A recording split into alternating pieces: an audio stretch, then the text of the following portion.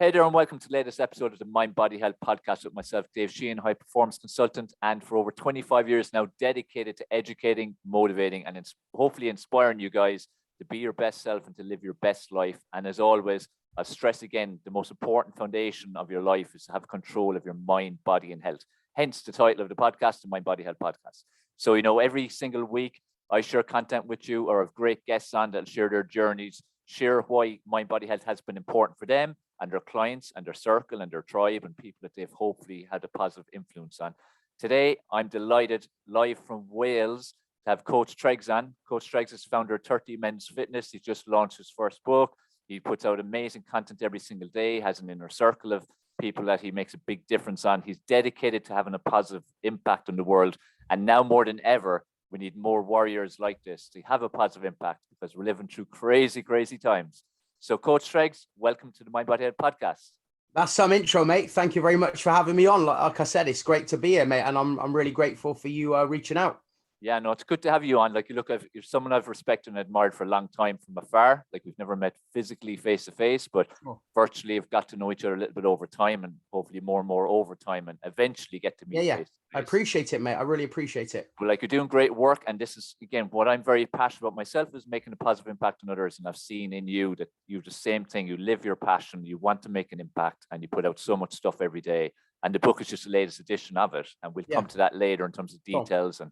Definitely everyone, you need to get a copy of this great book as well. So look, the bottom line, like I said, the intro is that mind, body, health for me is the key foundation to everything. It makes such a huge difference in everything in life. So I want to start off by, how in your own personal journey, where does mind, body, health come into? Where did that make the impact? Why did you decide to dedicate your life to helping others with that? And give us a little bit about your background and your journey and backstory anyway. Okay, so I'll start with a sort of background. I suppose that I was influenced by my parents. They're both still around. My mum was an aerobics instructor when I was growing up, and I lived predominantly with my mum. And so quite often she would teach aerobics classes in the night, and I was too young to stay on my own. So I remember being 8 or 9, standing at the back of her aerobics classes, and she'd have like 30 people, and I'd sort of be doing grapevines at the back. So I saw you were joining in. Good stuff. Yeah. And then I remember from that sort of age going running around the block with my mum, where I grew up in Gloucester. And my dad, who I used to see on the weekends, would always sort of kick a football around with me and take all my mates to football. So they're both sort of heavily involved in my fitness and showing me the way as a kid. I actually didn't get into the fitness industry until I was about 27. And my story is I became very good at cross country as a teenager, ended up getting really into my long distance running. But then when I came to Wales in 1997 to the University of Glamorgan to study English and media, I sort of, I gained weight because I discovered, women, beer, pizza, all that type of thing. All the fun stuff. Yeah, all the fun stuff. And then, of course, I used to rely on I thought running would get me lean again, like it did when I was like 13. And of course, that didn't happen. And what happened is I ended up, I worked in event management for a bit. I used to organize nightclub events. And all this time, my weight would sort of go up and down, up and down, up and down. I would always sort of go back to trying to run it off. And to cut a very long story short, this led to, major disappointment in my life. I was like more active than all of my friends, but I didn't understand nutrition and I had a big appetite. And I was just injured runner. I'd be going out, popping a hammy, getting a calf strain, doing silly things like wearing a bloody bin liner underneath my top because I think that'd make me burn more calories. Yeah. And all the frustration ended up with me at the age of 27, having been out of the events, industry for 2 years and trying to find myself going, I'm going to be a personal trainer. I just had this eureka moment because, I'd always tried, but I'd always been very frustrated. But I'd seen my mum, in front of, large groups of people doing fitness when I was growing up. I was used to being around people, being in events. And I also used to, visit an osteopath quite a lot. He'd realign me. And I was just like, I just want to do something where I'm helping people. And I had my eureka moment actually running in a 10K event, even though I wasn't in great shape. I was running in an event in 2006. And I just had this eureka moment. I'm going to be a personal trainer. And I actually Just remember to jump in, Mark, did you decide to do that as an add-on, or you decided to totally change paths from the career you were on? Totally changed paths. I've been a nightclub promoter. I got out of that at 25. I was a self-employed courier driving around the valleys, delivering parcels. There's nothing wrong with that at all. I just needed something. But I went through this whole kind of period of self-discovery, out driving my van on my own, started to listen to like, self-development stuff, and decided I want to be a PT. And, becoming a personal trainer when I was 27 was the best thing that I ever did. It changed my life. It saved my life. It changed the trajectory of my life, and it changed my family's life, who weren't even, my kids weren't even born yet. I'd not even met my missus. Just on the save part, Mark, like you'd say, because I very much had that. It truly did save my life at 17, where from 7 to 17, I hated myself, constantly wanted to commit suicide. It was all internal, never external. When you say save, just elaborate a little bit more on that, how you feel it saved you. So basically, it's all in my book. I suffered with some quite bad. So I ended up getting quite heavily into like fat loss pills and things like this because I was just so frustrated. And I ended up, getting into like ephedrine, which we know now is a banned weight loss substance. And I was using it so much when I was like trying to go running, wearing a bin liner underneath my t-shirt and stuff like that, that I actually started to get some quite bad anxiety and jittery. And I was driving for a living at the time, and I'd get road rage and all this kind of thing. And a very long story short, I ended up having a major panic attack one day, which I thought was a heart attack. And I was actually doing a collection from a place in Wales, SA Brains. And I said, have you got a medic? I was overwhelmed. And basically, the ambulance, I was lying on the floor. I was so overwhelmed. I was got pins and needles, the medics with me. And I remember the paramedics came and they were like, right, pick him up. They were like, mate, you're not having a heart attack. If you were, you'd be grey. You're having a panic attack. And so they walked me around the car park, and my whole body was numb, and I was like walking like I was like C-3PO out of fucking Star Wars, because I'd had pins and needles. And basically that was my first ever panic attack. And I went to the hospital. They checked me out. They were like, look, you don't need to be using these again. But what happened afterwards was I started to suffer from panic attacks, and then the depression hit. Now, I don't know if anyone has ever, when people say, oh, you're depressed, pull yourself together, people don't understand what depression is. So anxiety is when you're literally scared of your own voice and you don't want to go outside. You think the world is caving in. Depression is not just like you being upset. It's a physical thing. And it started with me sleeping for like 8-9 hours and waking up and feeling exhausted. And I was like, what's this? What's going on? And then this carried on, and it was like 3 or 4 days in, I was going to bed thinking, no, you'll be all right in the morning, waking up, and I was exhausted. And then the tears came. And then I remember going to see my doctor at the time. I was only 27. And she said, I think you've been, playing around with these fat loss pills. I think you're a little bit on the edge. You've always been quite highly strung. And I think you're depressed. And I was. And I went through a period where, I burst into tears a lot. I felt always like I was quite I had this like kind of dizziness and this overwhelming sensation. I was always going to have a panic attack. And, I was been there. I remember one day in my apartment, literally lying on the floor in floods of tears thinking, like, I don't want to carry on anymore. Yeah. It's an awful place to be. Yeah. I think I was suicidal for about 24 hours. I didn't have a family or anything at the time, just a loving partner. But I just remember lying on the floor thinking, well, if this is the bottom, if this right now is the bottom, then the only way is up. And that was, and it was around that time that I decided I wanted to become a personal trainer. I did actually go on to some mild antidepressants for a while, which helped me. I'm not a doctor. I'm not going to say you should do this or not that, but it helped me at the time. How long were you on them for, Mark?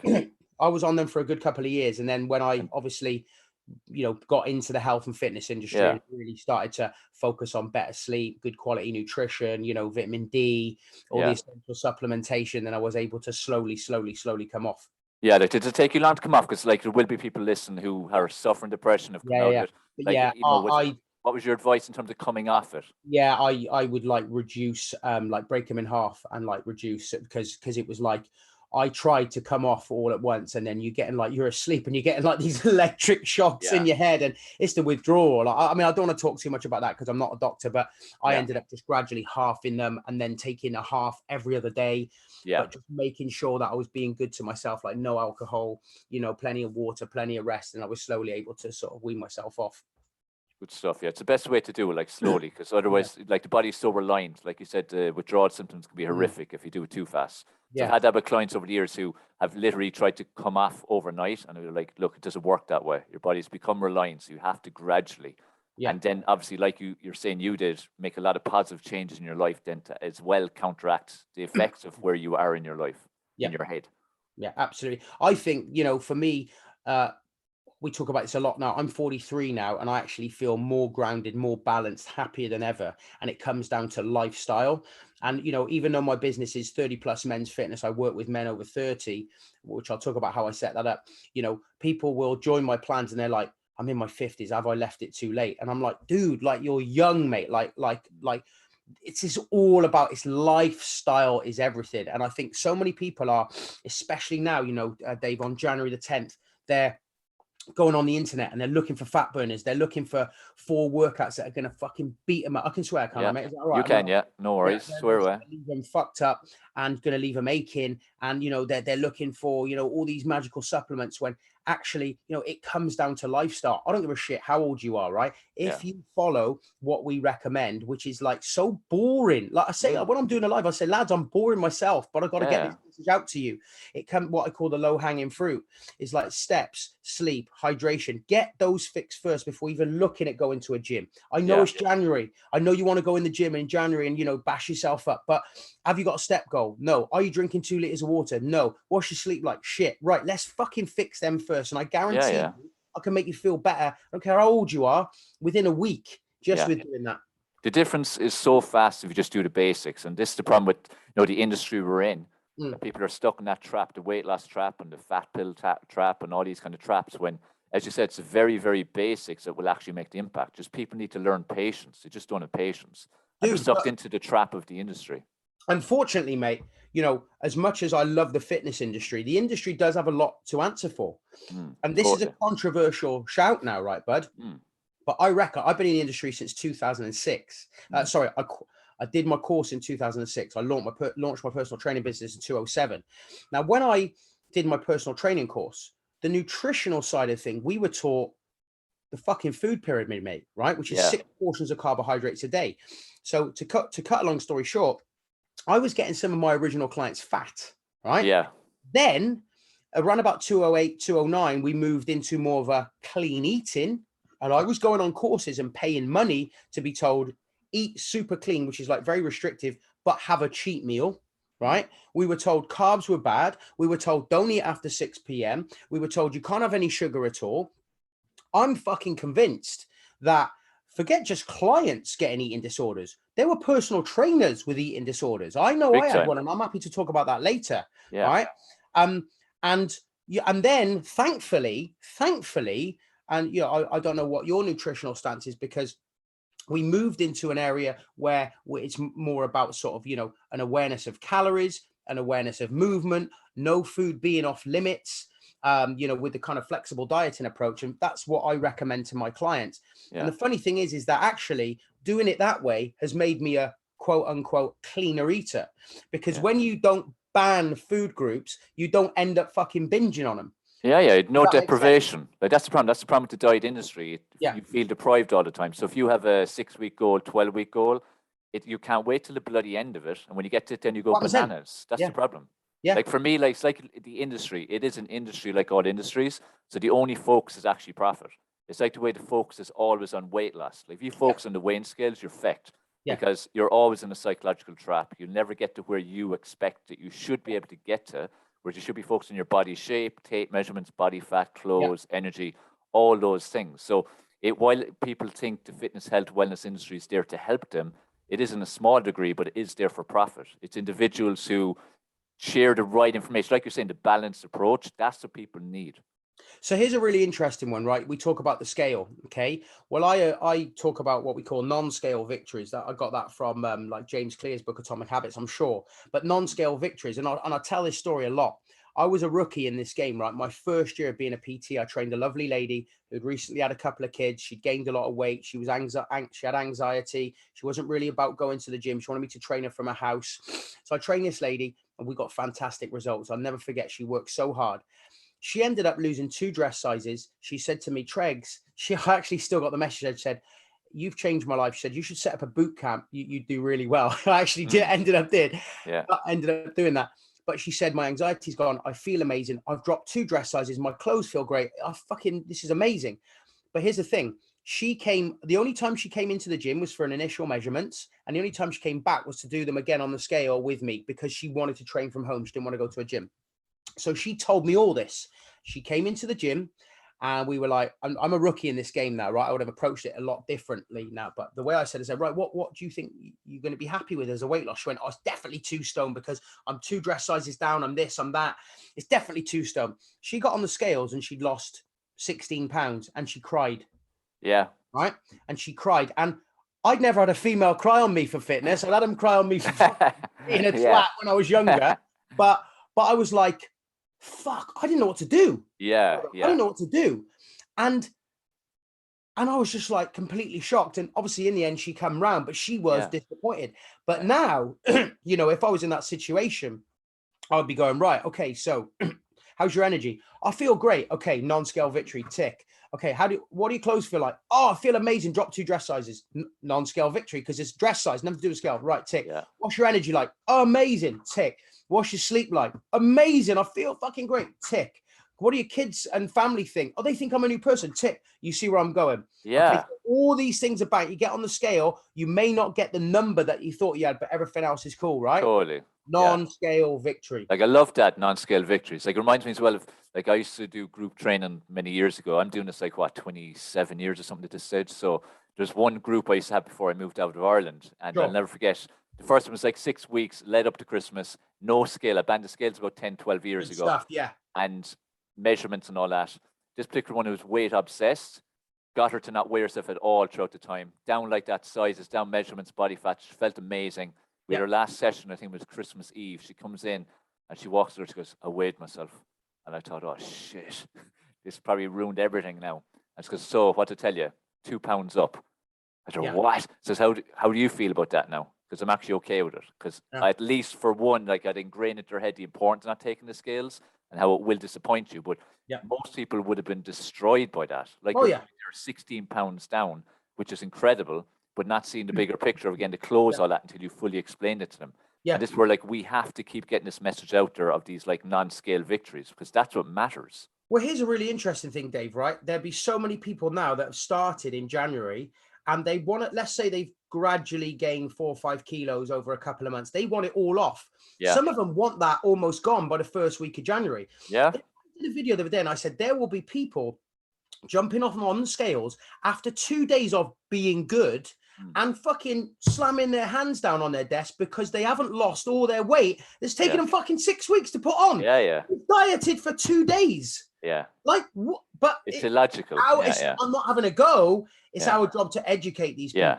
But this is where the industry has a lot to answer for, like you said. Like it's the industry's fault that people think that way, as well as their own impatience, of course, and their own lack of rationality and laziness because they want everything right now.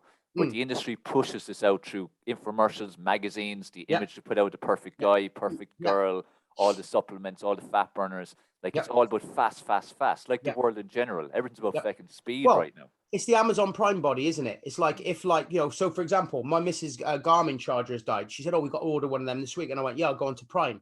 The minute I go onto Prime and order it, it's here the next day. We want that with our body. Now, here's an interesting one, right? This is why you will also find that sometimes people are very reluctant to part with cash for their health and fitness. So if all of a sudden I want to go and buy a new car, I go to the showroom.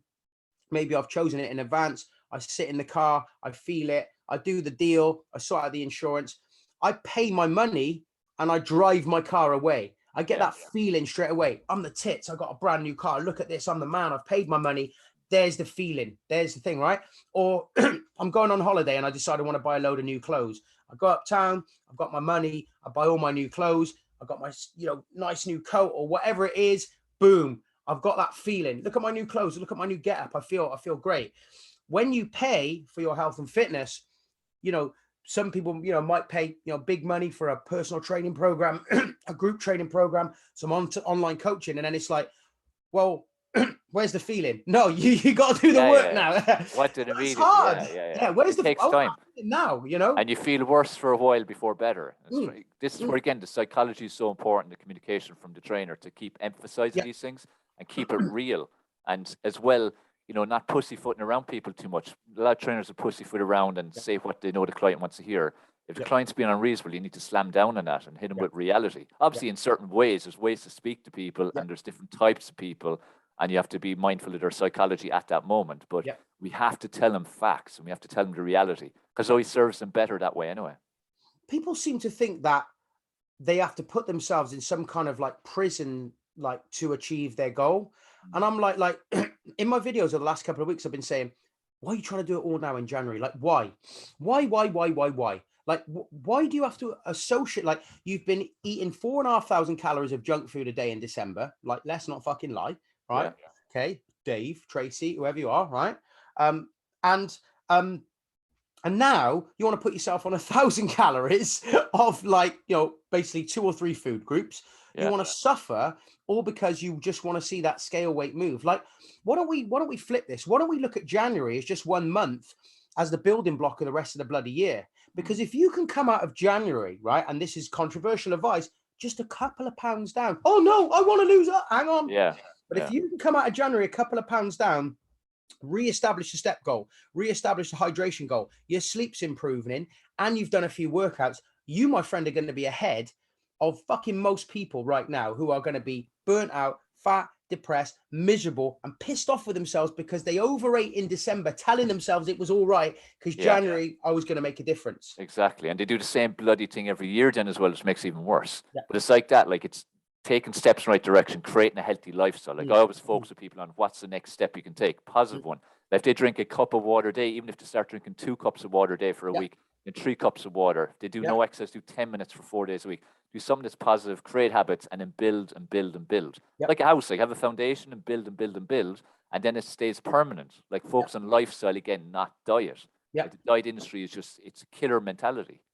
Absolutely, bud. Yeah, that's cool. Again, that's all valuable information. So important for people to change that. So the psychology is really important for people anyway to change. And like that, you know, the non-scale victories, I love that. That's great. I think that, you know, we have to, as coaches, just, it's the journey. It's like people forget about the journey. They say, I'll be happy when. Well, what about being happy on the journey, right? So like, I gained a bit of timber, right? In the last I got a little bit of slack after my book got released. I had COVID back in September, isolated for quite a period of time because my whole family had it as well. And then when I came out, it was like I was taking the kids to my mum's on the weekends. We were going out having a few beers. Then I had my Christmas party again. First time we could do that in over a year. I took my dad away for his birthday. Me and my miss had a spa. So I gained, and I'm happy to say this, about 4.5 kilos since my book shoot. But that took about 10 to 12 weeks, right? Yeah. So I woke up on Boxing Day and I was like, right, I've had my fill now. I'm going to start to, you know, training's never a problem. Hydration's never a problem, but I'm just going to start to tweak my nutrition. I'm going to cut out alcohol. And, you know, 2 weeks in, okay, I'm a kilo down or a kilo and a half. And I'm happy with that. I'm not going, I want it all off now. Yeah. What's happening because I'm just focused on the key lifestyle factors is I've got fucking energy. I'm waking up on a Monday morning, like on the 10th of January, feeling fucking great. I'm a little bit chubbier than I was in October. But you know what? Because I'm back on the journey and I'm not doing anything stupid, and I still allowed myself a little bit of bread last weekend, and I still had a bit of cheese on the week. I'm cool, mate, because I'm on this journey and I'm fucking energized and I'm motivated and I'm passionate and my sleep is good and my steps are good and I get outside. I feel good. Yeah. Now I could have gone, I'm going to lose all that 4.5 kilos. I'm going to lose that in the first 3 weeks of Jan. And you might have seen me turn up today and be like, yeah, sorry, Dave, I'm fucking, I'm on 1,200 calories, mate. I'm not having any carbs. No sleep, nothing, exactly. No way, mate. No way, mate. The journey. Yeah. And like James Clear says, a lot of people pin all that. And this was, for me, I love that book. And I know I'm selling his book here online, but it's a good one. I'm a very visual person. I'm very much into visualization and visualizing goals and law of attraction, all that. But he was like, look, you know, goals are great, but systems and habits. And he said, you know, a goal, when you achieve a goal, it's just a temporary moment in time, but it's about the journey that you go on, the person you become. You know, what habits? So if you want to lose 2 stone, rather than say, I want to lose 2 stone by doing some aggressive, like, you know, shake only diet for 4 weeks, which is miserable. Then you put it all back on. Ask yourself, what does, you know, Dave do at 2 stone lighter? What are his habits? What time does he go to bed? You know, what time does he eat his breakfast? How many steps does he do a day? How much water does he drink? What's his training look like? You got to become that person. And when you reframe it and you just go, I'm on this journey, mate. It's such a refreshing, thing to just be like second week in Jan and just be like, yeah, it's cool, mate. I'm not in a rush. I'm just on the journey and I'm enjoying it. Yeah, you're in the right direction. And the same for every single aspect of life. And this, again, like we live in such a fast-paced, stress-inducing world where everything's now, and fast, and keeping up to Joneses and comparing yourself to everyone else, where like that, your own personal journey is what matters. And that's how you learn. That's how you develop to the best version of yourself. That's how you actually get a joy or happiness out of life. So this is where, again, you have to keep stressing. I stress this a lot in this podcast, that it's about, again, steps in the right direction, creating positive habits and long-term results, lifestyle. It's all that actually matters. Absolutely, my friend. So go back again to where you started with the personal training course. So take us on from there. So you got the course, you changed direction. Yeah. So what happened next? There's a bit of a story behind the course, because when I signed up for the course, I remember like all the books got delivered, and it was like going back to uni again. And I was overcome with fear, because I was really just sort of only just getting into personal development at the time. And you got to remember, I was overweight at the time. It was a big decision. I went and actually told a lot of friends, and they were like, oh, I don't know where we should do that. So-and-so tried that, and he had a 6-pack and he couldn't make it work and all that. And I just went, no, I want to do this. I want to be passionate about it. Oh, yeah, but you was a nightclub promoter. And I was like, look, I'm doing this, right? But I remember when the books arrived, I had this whole thing, right? Where, I'm not going to be good enough. Like, who am I? I'm 27. Why am I doing a career change now? All this, right? And I started to get really big anxiety, really bad. And I was suffering that anxiety at the time anyway. But I still tell the story in my book.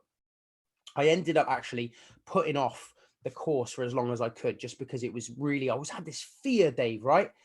And that I was going to go there, and I would go to the practical weekend, and every fucker would be like 19 tanned with a 6-pack, right? I was going to say like an Instagram model, but Instagram wasn't around then, right? But I just had this feeling like, what are you doing? I'm not good enough. And I was just dabbling with personal development at the time, right? So I remember getting the balls to go to my first practical 2-day weekend course in Bristol. I traveled down on a Friday night. It was a boiling hot weekend, July 2006.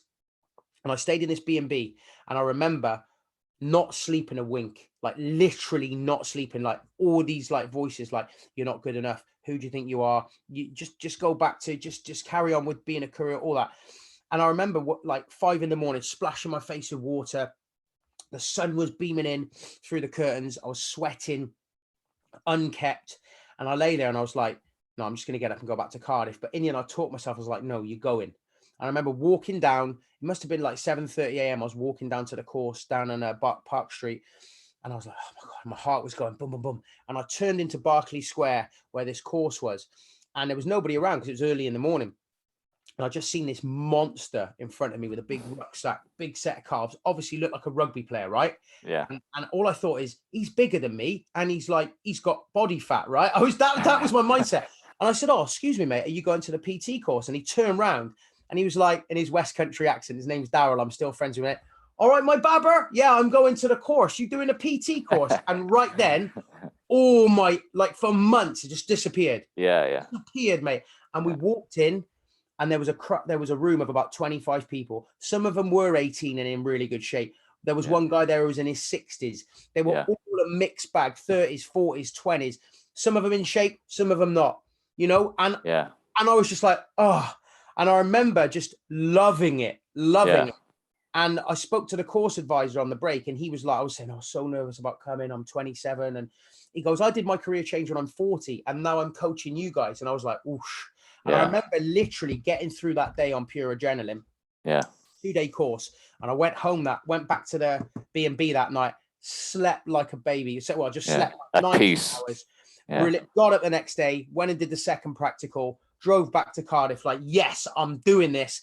And then just executed the rest of my practical courses. So then what happened was, I was still a self-employed courier at the time. My overheads weren't massive. I was living with my partner in like a 1-bed city centre apartment in Cardiff, which was nice. And, but I needed a certain amount of money coming in. So I sort of said to myself, right, I'm going to start personal training on the weekends and in the evenings, and I'm going to train friends. Okay. And that's what I did. And what I'm also going to do is I'm going to set up a brand, which I called Fitness and Motivation. And I ended up getting my van sign written with fitness and motivation on, and getting a lot of dumbbells, a Swiss ball, boxing gloves, all that stuff in the back. And I got some flyers done. Now, I used to come from a nightclub promoting industry, event industry. So I was all about, being outside clubs, handing out flyers. So I went around the poshest areas in Cardiff, leaflet dropping. And then, because there was no Facebook, right? When I started, Facebook came about a year later. I was doing Google AdWords. So I got a website done for cheap. I wish I still had some of the images, because it was just all pictures of me running, or when you don't have any clients, and and he didn't know really much about marketing. But that's how I got clients. And with a positive attitude and a can-do attitude, I sort of said to myself, right, I'm going to do morning work courier, afternoon work PT, or something like that. And with that attitude, within 6 months, I was doing about 18 to 20 hours a week of PT, and I was able to go full time. And that was by the middle of 2007, I was able to go full time as a personal trainer, and I've done it. I had the idea in 2006 in the in the Feb, signed up on the course in the March, and almost just under a year later, boom, or just over a year later, I was full time, and it was a fucking brilliant feeling, mate. But it just shows, again, the power, again, of vision, and most importantly, taking action and being consistent and dedication. And also as well, like your initial story with the course, it just shows fear, the danger of fear and perception. Fear. You have a certain false perception, evidence fear appearing real. That's what Tony Robbins says. False evidence appearing real. I built this thing up. Something that it wasn't. And that could have changed my life. I could have just not doing it. You know what I mean? And then my life wouldn't be what it is now. Like the majority of people let fear stop them doing everything in life, and then they just live with regrets. And, your story, like, it reminds me of even me going to the gym for the very first time. Like, I had a friend who was big into the gym. He kept pushing me, come to the gym. And my impression was it's just a bunch of knucklehead bodybuilders, and I'd be there with puny weights looking like a complete tosser, and I'll never go again. So I was reluctant. But eventually he was pissing me off. He was on at me so often. I said, "Feck this, I'll go once and it'll shut him up, and I'll never go again." And I basically went in at, 17 or so, and I never came out. Brilliant. So, it's just, again, the perception. Of course, you have knucklehead bodybuilders. That's part of it. But most is just norm people just trying to. And this is the thing. We build this thing up. And just as that's really interesting, because about 4 years ago, I went out I got a sort of bespoke one-to-one online service, and I was traveling all around training like sort of business guys. And I went out to Spain to train a client who is now a good friend. And we went to his local gym, and he lived in the sort of, where did he live? He lived, Lasagna way. And he said, "I'm going to take you to this gym." He said, "But just to let you know, the sort of the weights floor is full of Russian roidheads. They're not very friendly at all. Just be thing." We're in there. I go straight into the weights room, and I just start chatting to them. And he's like, at the end, he goes, "Those Russian lads are really friendly." And I was like, "Yeah, they're just fucking guys, mate. Like, don't worry about, they're big juice heads, but it don't matter. Like, they're just there." The gym's a positive environment. Everyone's just there doing their own shit. And, at the end of the day, people don't give a shit about you. They're in there fighting their own demons. They're in there thinking about their own bills to pay, their own relationships in between sets and reps. They don't give a shit, mate. You know what I mean? Like, don't worry about it. They might see you walk in and judge you like for half a second, but you got no power over that. So why are you fucking worried about it? And that's where, again, like, a huge benefit of having controlled mind body health is that kind of self-love. Do you get self-confidence? You literally don't give a shit about what anyone thinks. And it's like a superpower. And this again is another one of these key benefits of getting in good shape, getting a good mindset, being good at nutrition, getting good sleep. You do get to that stage where you don't care anymore, and that's powerful. Other people's opinion of you is none of your business. When you understand that, it will set you fucking free, mate. Other people's opinion of you is none of your business. Why would you worry about that? Why would you worry about trying to change that? Just do your thing, mate. Do your thing. And you're on your own journey. And like, I always stress to people, like, live in fear of regret. Like, do you really want to get to the end of your life and look back and think, I should have done this, should have done that, and I didn't because of other people's opinions? It's lunacy. It's complete fucking lunacy. But again, these again are the many benefits that come with getting in shape, or whatever shape is to you. We're all different. What we want to look like is our own perception. And that's what we need to work towards, and good health and energy and all these kind of things. It's really important. Say, from all that, say when you start your career, you give a bit about your career and right up to now. Like, what were some, like, I'm sure you've had amazing times. I know you have from some of your career that I've seen, but like, what were some very challenging times, and how did the whole kind of mind body health help you get through that? Okay, so obviously I got heavily into when I set my personal training course. I got very I got very into law of attraction. I read a book called The Secret. I won't go too much into it because it's in my book. But when I first listened to it, I poo-pooed it. But then I thought, what have I got to lose? So I got back into it and I started with gratitude. Gratitude changed my life, just changed everything, right? And visualization. That, you know, I went from, this is not to impress anyone else, like, I went from driving a van around the valleys, hating life, being lost, to having a 6-figure fitness business within a couple of years, just being passionate, being grateful, and using visualization. So the highlights for me were definitely having the idea to set up 30 plus men's fitness. So I'd been in the industry about 4 years. I got busy very fast. I was a single young man at the time, youngish. You know, I ended up working 7 days a week, doing 50 hours a week of PT, which I never got into the industry to earn money. I wanted to do something I was passionate about. And all of a sudden I was earning a few quid, but I was burnt out. And so I used to have to down tools now and again, go and stay with my nan, God rest her soul, in the Forest of Dean.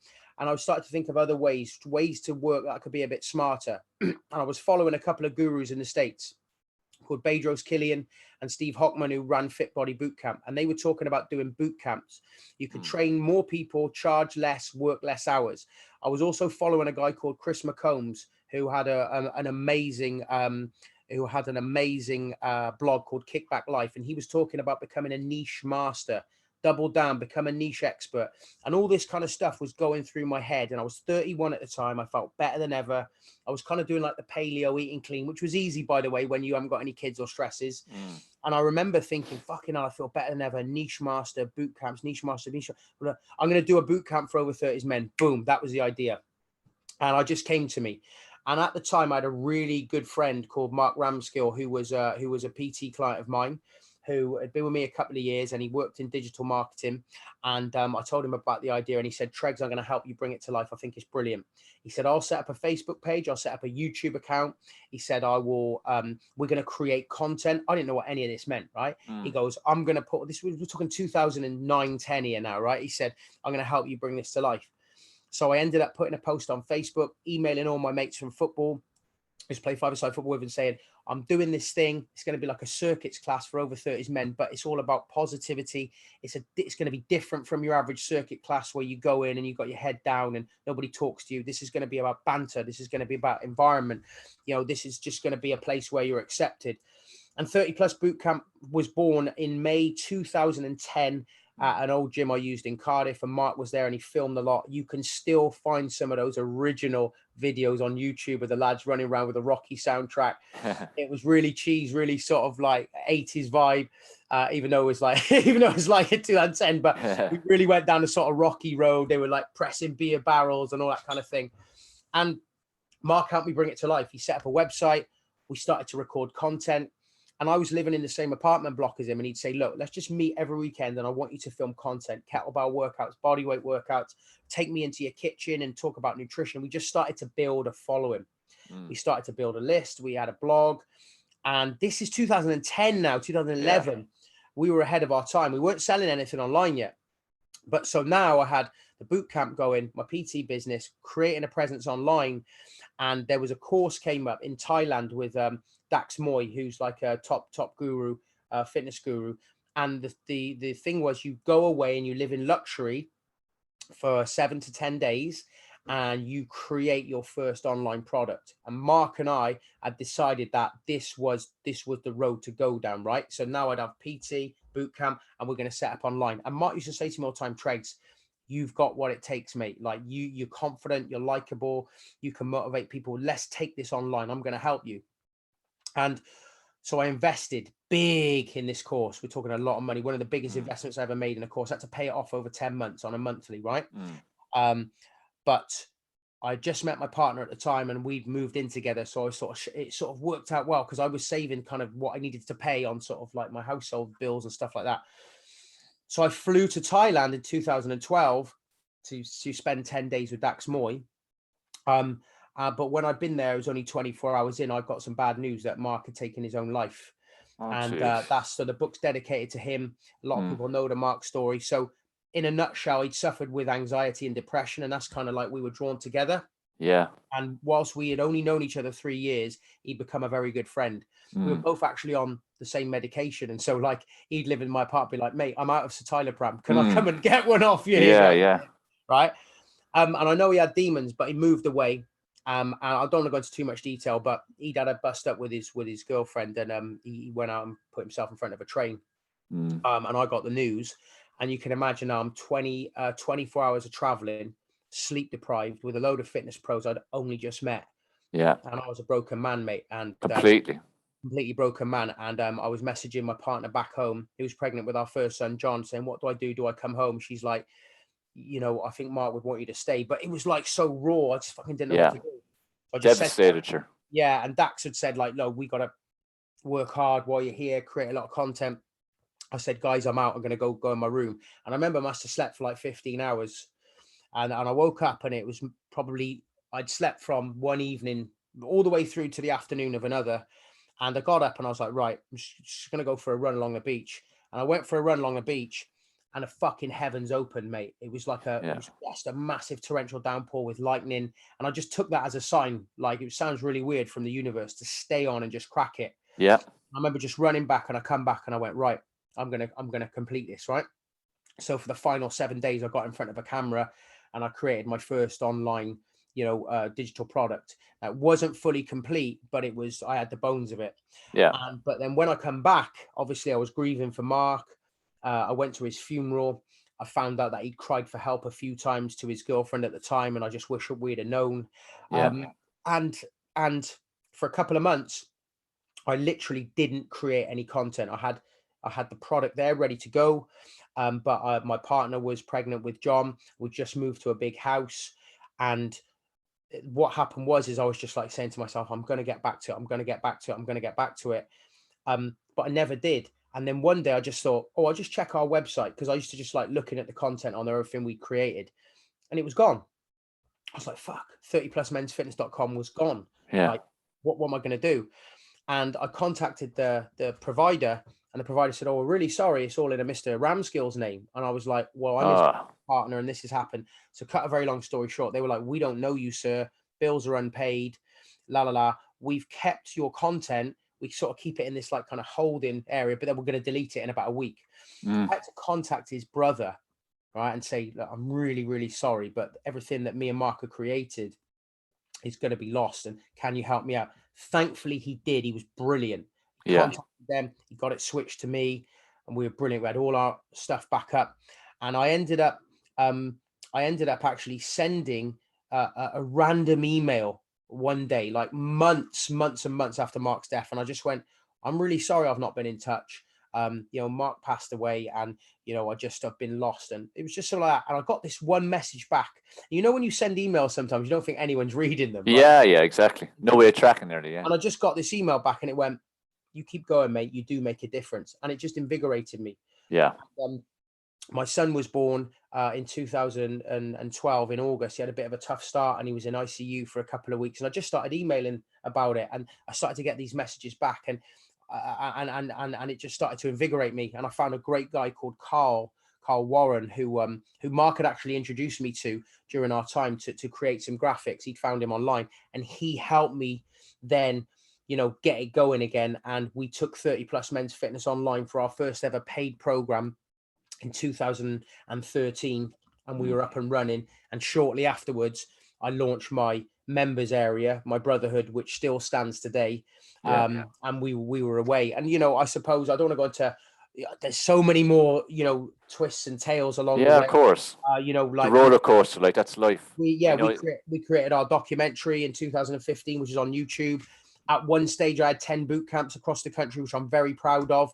We don't have that anymore because we've just switched everything online. It doesn't mean the business has gone backwards. It's just more online. You change. That's it. You just change. But I've had ups and downs. I'm not going to go into too many. I've been let down. I've been ripped off. But these are all lessons. You just fail forward. Yeah. And the thing is, for me, Dave, is that I fucking love this game, mate. Right. Yeah. So, like, when I wake up, it's not like, how many more years have I got to do this? Like, I'm in this game. This is me, right? I'm 43 now. The business is 30 Plus Men's Fitness. I remember my missus saying to me like years ago when we met, she was like, well, what happens when you get too old? And I'm like, look, I might not be doing live workouts, doing kettlebell snatches when I'm 60, but I'm still going to be on this thing. And we now got 2 boys, right? Yeah, right. But like, it's your life and it's your mission. Like, it's always going to be men turning 30, having kids, feeling depressed and gaining weight. This is a brand now. Yeah. And I'll never get bored of this. So Yeah. whatever happens along the way, that's just part of the journey, mate. Like, I'm on this journey. I'm very grateful that I don't need to ever look to do anything fucking different, mate. Yeah, yeah. But like, you're living your passion. You've got a purpose. Same Yeah, for me. yeah. It's like retirement. Like, it wouldn't even enter my head. Like, I'm doing this forever because yeah, exactly. when you love what you do and you're passionate about it, it doesn't feel like work anyway. And especially, it's like you're saying, you're getting an email or you get a nice comment or private message from someone saying, you know, how much it helped. Like, that's the spur you need to keep going. Because sometimes it is hard for us to know, are we actually making a bloody difference? Absolutely. Putting out so much content, because it's hard to quantify. But those messages you get every so often are invaluable. No, it's fantastic. And like that, yeah, it's a journey. And the thing is, the more you stick your neck out, the more you're going to have challenging times as well as the good times. Yeah. If you don't stick your neck out, you ain't going to have the good times either. I think the thing is as well, and, you know, people listening to this might have come for health and fitness, but, you know, I'd say to anyone, it's in my book, like, you know, if you're thinking, I remember listening to Gary Vaynerchuk, you know, I went to watch him. He's got a great book called Crush It. I've seen him on. He's like, listen, you might think you're too old. You might think your niche is not interesting. We live in a time where we're connected with this thing here, and if your passion is fucking candles, you can set up an Instagram page and start talking about it, and you can start a side hustle selling candles, whatever it is, right? Don't fucking settle for something that is just going to pay off your mortgage and you're going to sit there when you're 65. Because I speak to a lot of people like going, well, I wish I'd chosen just to be happier. Yeah, I've got this and I've got that. For me, mate, like, I'm so lucky because I found my passion. I get up every day and I live it, and I don't have to have that mentality of like, well, when I retire and when I sit there and this, that, you're not waiting. Yeah, I'm just on this. I'm just loving it. I'm just loving every day. I'm very grateful to do what I do, and I'm so lucky that I've got 2 boys now that are showing a real enthusiasm. But for anyone listening, like, if you're not happy, spend a little bit of time looking at what lights a fire in you. Yeah. And spend a little bit of time researching it. You don't have to be stuck to this 9-to-5 hate in life. Like, just go and do some research and just stick your neck out, because what the fuck have you got to lose? Don't give a shit about what anyone else thinks. Yeah. Like, why? What are you gonna let other people's opinions like keep you in something safe and that you don't really enjoy? And then you get to like 65 going, would have, should have, could have. Fuck that, mate. Yeah, and especially these days, like, as you touched on, you know, there's endless opportunities. Like, there's no excuse for anyone not to live their best life, not to live their passion, because there's so much opportunity now with online, with phones, with websites, with Shopify, with everything. This is what I said. It was like when I became a PT, I didn't just chuck everything and go, right, career changing. There might be people listening to this now in their 30s and 40s going, well, I'd love to do that, but I'm mortgaged up to the hill. I get all that. I'm not saying just jump fucking ship. Yeah. And just set something up quietly on the side. And even if you're making whatever it is, like brings you 50 quid a month, doing your passion, that's going to light a fire in you. Trust me, when I started doing personal training as the side thing, and I got my first person pay up front for 10 sessions, I was on fire, mate. I was driving my van up and down, delivering my parcels, going, I've got it. I'm doing it. This is happening. Yeah. Lit a fire in me. It's not about going, oh, well, I need to get from here to there. Yeah, get on that little bit of journey. Just make those steps. Yeah, exactly. No, that's the thing, like, nothing better than waking up knowing that you're doing what you love to do. Like, everyone can do it. This is where there's no excuse, and people can only look at themselves if they're waking up hating their days and literally waiting to retire, which is insane mentality. Crazy. It's a myth anyway. Get to that age of life, you're so ingrained in certain habits, you ain't going to know how to have fun. Exactly. Fun all the way anyway, the journey, as we said. Before we go on to the books, I want you to speak a little bit about your book before we finish up. Tell everyone a little bit about, you know, key daily routines that you have, because I'm very big on routines, like morning routines or even routines during the day, and people do need a bit of structure and discipline and to focus and prioritize certain things. So tell people a little bit about the key routines you have in your day. So, I mean, you know, you hear all these guys saying get up at 5 a.m. and crush it and all that. I mean, listen, mate, I'm 43 now. I've got 2 kids. I've always said I built my business on good sleep and power naps. So something I changed when the first lockdown hit. I've got about 5-10 minutes, mate, if that's all right. Yeah. And something I changed when the first lockdown hit was I was sort of doing a lot of early starts with my 1-to-1. And I said, right, I'm going to change that. So to cut a long story short, I do the school run with my boys every day. I do not start coaching until after I've dropped them off. Okay. So if somebody wants me to coach them, I go into the gym 3 days a week. 9:30 is going to be the first session. So I always we go to bed with the kids. We wake up with the kids. So I get a good 9 hours sleep every day. That is a given. And that's the key. That's the foundation. If you're looking for, you know, something that's going to keep you energized, keep your hunger at bay, and keep your, you know, a natural testosterone booster for men our age, it's sleep. Okay. Second one is when I wake up, I am regimented, especially since the pandemic started, with my vitamins: vitamin C, vitamin D, quercetin, zinc, and I might throw some turmeric in there as well, just for anti-inflammatory. And I'll have that with some water, and I'll have my coffee. And I will make sure that, by midday, I'm super, well, by 10 o'clock, I'm hydrated, but by midday, I've probably done 2 liters of water. Quite often, I will do a little fast until about 11 o'clock midday, and I will always I'm back into a routine of having a protein smoothie. So I'll do a double scoop protein smoothie, which will give me 40 grams of protein for 200 calories. I fill 2 protein shakes, so I get like a lot of volume and water. I put crushed ice in there, stick it in the blender. And so that helps me, kickstart the day with a high protein meal. And also I get hydrated as well. Routines in the day really are, I'm coaching in the day, so there's nothing really to add in there, but always make sure that we're in bed and lights out. For me, around about 10:10. And then, I'm getting up with the kids about 7:30, sometimes 8 o'clock. So I'm getting a good 9.5 hours sleep. I could go, say, oh, no screen before bed and all that. I don't have a problem with sleep, so I don't mind just having a little scroll before bed. A lot of people say you don't have to, you shouldn't do that, whatever. So for me, the absolute foundation is getting good quality sleep, getting hydrated, taking my vitamins in the morning, and always making sure I try and hit 12.5 to 15K steps a day. If I don't get a workout in, I'm not bothered. The workout is the icing on the cake. I always say this. So many people are looking down the wrong hole. I can get a workout in, I get a workout in. But for me, steps, sleep, hydration, vitamins, high protein breakfast, rinse and repeat. Brilliant, yeah. Because like most people are they're chronically fatigued and they're totally dehydrated. It's like the water and the sleep are so important, yet you very, very rarely hear anything about them. It's always about diet and it's always about exercise. But they're actually the key foundations for sure. So 100% with you on that.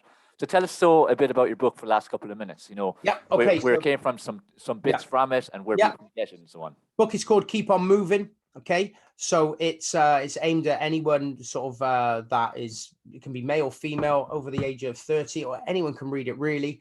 So basically the idea come about. So I started writing it in 2019 after I'd finished the Cardiff half marathon in a time I was really happy with. I always used to compete in events. Used to get up and run a half marathon for fun. Then the kids come along and I had a few tough years of no sleep, weight gain, all that. Around about 2016, 17, they were older, they're about 4 or 5 at the time. They started to sleep better, about 3 or 4 at the time. And I started to make a comeback with events and stuff like that. But I was sort of like not quite, I used to run a half marathon in sort of 1 hour 30 and I was doing 1 hour 50. So I really sort of said, right, 2019 Cardiff half marathon, that's going to be my half marathon. And I'm going to make a good comeback. I'm going to solidly train for it. That's going to be my one, because there's no excuses now. I was 41. I said I was going to do it in 1 hour 38. Ended up doing it in 1 hour 38:17. Was I disappointed? No, because I fucking made a comeback. I was happy. That gave me the confidence to start writing a book.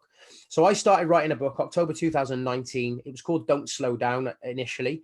And I was writing it as a running sort of narrative alongside training for the Manchester Marathon. Fast forward to March 2020 and the pandemic hit. All boot camps were shut down. PT was shut down. Everything was shut down. And the Manchester Marathon cancelled. I was about 15,000 words into my book and I had to shelve it, excuse the pun, because we had to pivot and throw everything online. So I didn't look at it for a year. And then we threw everything online. We had great astronomical growth out of the pandemic, which was great. And then when, sort of a year later, I was like, I've got to get back to writing this book. But I was finding it really hard. The kids were in lockdown. They were off school and I was struggling with it. And I put a little call out on Facebook. Somebody said, narrate it. Download a dictation app and narrate it. So I did that and it changed everything, because I like to walk and create content anyway. But I downloaded a dictation app, narrated it, and honestly, I finished it within like 2 weeks. And so then we got some help in bringing it to life. It's available now on Kindle, it's on Amazon, it's on Audible, but it's a book about changing your mindset. Okay. It's not a training book. There's no kettlebell routines. There's no gym routines. There's no meal plans. The first half of the book is accepting and finding out, why are you where you are now? Why do you keep failing? Let's look at your environment. Let's look at what you actually think about yourself. Let's look at previous diets you've done. Let's get them under control. So it's a very much a mindset book. I talk about my own personal journey, you know, getting poor eating problems from the age of 9 and where that started. And then once I say to them, like, look, I am going to help you with your calories and this and your protein, but we gotta get this fixed first. If you keep failing, why do you keep failing? And we look at that. And then we slowly move them on, and we talk about low hanging fruit, the importance of steps, the importance of hydration, the importance of sleep. But I talk about my own journey along the way. And then we get into the nitty gritty. And then we also talk about visualization, law of attraction, how it worked for me, facing your fears. And then we finish off with a really apt paragraph called Your Kids Are Watching, because your kids are always watching and they pick up your habits, your good and your bad. And that hopefully is enough to get people to keep on moving. We actually decided, rather than call it Don't Slow Down, the don't was almost a bit of a negative connotation. So we called it Keep On Moving. I couldn't be happier with it, mate. I'm really, really happy. No, I love it. I love the concept of philosophy of it, like, you know, like the mind's the control tower. So this is why, again, fitness, health, wellness types of books should be focused on the psychology and human behavior, because it is everything. And I love the part like that, having a bit about the kids, because that is it. We are role models to our kids. Man, they're the watch future, everything. Just future. Pop it up there on the screen again, then, so people can see they it. are the future, mate. The kids are the future. So exactly. Keep on moving. So keep on moving. Amazon, Kindle, paperback, or on Audible. You know, check out all these different Coach places. Tregs. Like, So great book. Just search Coach Tregs and you'll find me, mate. And if you read it and you like it, please kindly leave a review. I'd really appreciate that. Cool, always important. So anyone wants to keep in contact or check out your stuff or follow you, where should they go to? Where are the best places to go? Just find 30 Plus Men's Fitness on Instagram. Give us a follow there. I don't know if we follow each other, Dave. We'll have to do that. And then Facebook, 30 Plus Men's Fitness. And that's where you're going to find me. YouTube, 30 Plus Men's Fitness. Got my Coach Tregs podcast.